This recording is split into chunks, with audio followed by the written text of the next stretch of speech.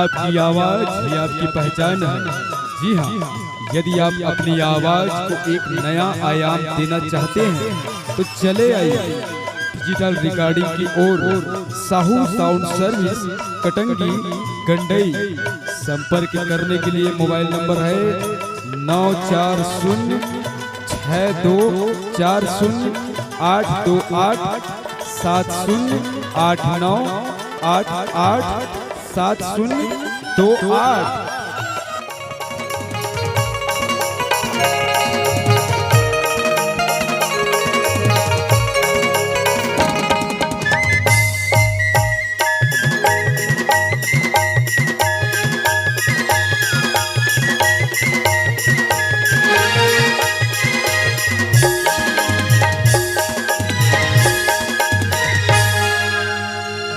तन के दाग मिटाबे कैसे,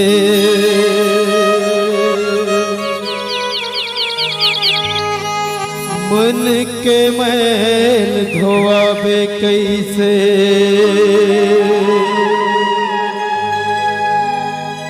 तन के दाग मिटाबे कैसे, मन के मैल धोआबे कैसे। तन के दाग मिटाबे कैसे, मन के मैल धोआबे कैसे। पर बुधिया हंस संग वाली मुक्ति पावे कैसे ना। पर बुधिया हंस संग वाली मुक्ति पावे कैसे ना। तन के दाग मिटाबे कैसे, मन के मैल धोआबे कैसे। तन के दाग मिटाबे कैसे, मन के मैल धोआबे कैसे। पर बुधिया हंस संग वाली मुक्ति पावे कैसे ना। अरे बुधिया हंस संग वाली मुक्ति पावे कैसे ना।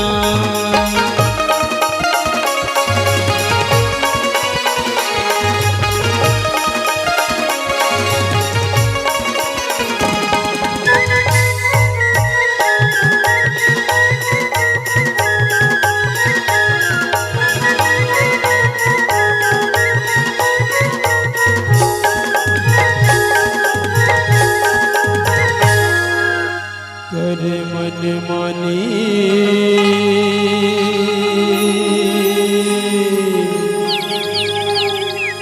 नहीं माने बरजेगा।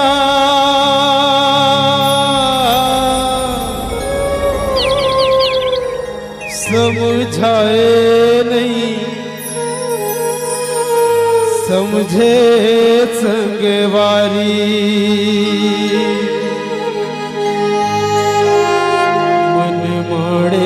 कर जेगा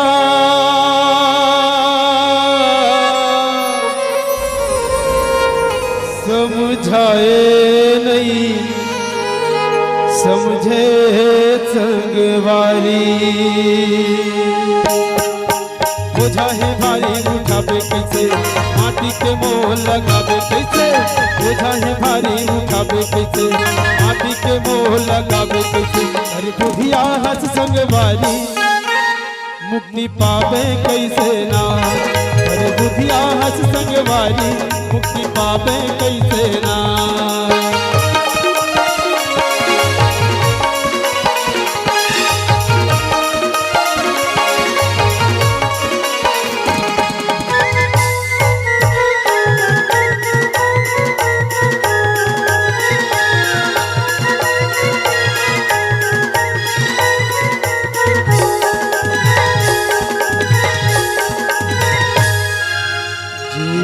छोड़ा के ले गए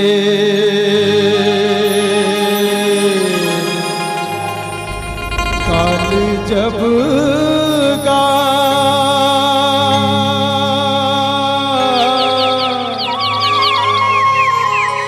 का बतावे पूछे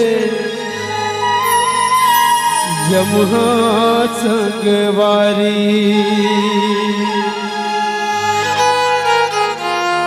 सवाल जब गा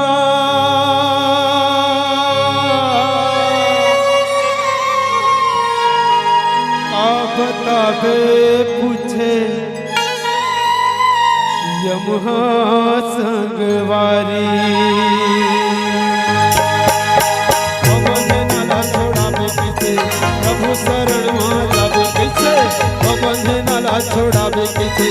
प्रभु शरण माँ जावे कैसे अरे बुधिया हस संग वाली मुक्ति पावे कैसे ना अरे बुधिया हस संग वाली मुक्ति पावे कैसे ना तन के दाग मिटावे कैसे मन के मैं धोवावे कैसे तन के दाग मिटावे कैसे मन के मैं धोवावे कैसे अरे बुधिया हस संग वाली मुक्ति पावे कैसे ना अरे बुधिया हस संग वाली मुक्ति पावे कैसे ना मुक्ति पावे कैसे ना मुक्ति पावे कैसे ना मुक्ति पावे कैसे ना मुक्ति पावे कैसे ना मुक्ति पावे कैसे ना मुक्ति पावे कैसे ना सिया तेरा